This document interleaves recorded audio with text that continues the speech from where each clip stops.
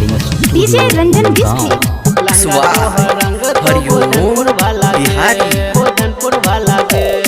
चुपे चापे कहे छियो करने हालागे चुपे चापे कहे छियो करने हालागे लहंगा तोहर रंग तो गोधनपुर वाला गे लहंगा तोहर रंग तो गोधनपुर वाला गे जिला दरभंगा ने झंझारपुर वाला गे जिला दरभंगा ने झंझारपुर वाला गे लहंगा तोहर रंग तो गोधनपुर वाला गे लहंगा तोहर रंग तो गोधनपुर वाला गे अखन अहाँ सब डीजे रंजन बिस्की चांदनी रिकॉर्डिंग स्टूडियो के शानदार प्रस्तुति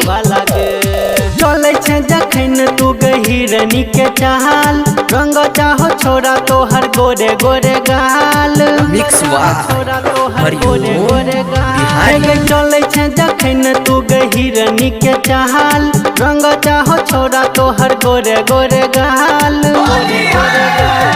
मधेपुर के छोरा सबसे पड़तो पाला गे मधेपुर के छोरा सबसे पड़तो पाला गे लहंगा तोहर रंग तो गोधनपुर वाला गे लहंगा तोहर रंग तो गोधनपुर वाला गे अखन अहाँ सब सुन रहल छी चांदनी रिकॉर्डिंग स्टूडियो के शानदार प्रस्तुति गोधनपुर वाला गे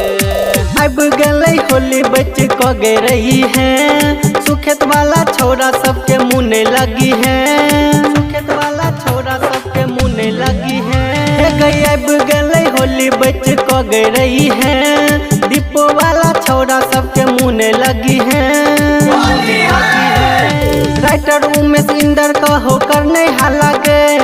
गुड्डू गोधनपुरिया को हो करने हालागे लहंगा तोहर रंग तो गोधनपुर वाला गे लहंगा तोहर रंग तो गोधनपुर वाला गे रंग वाले ना।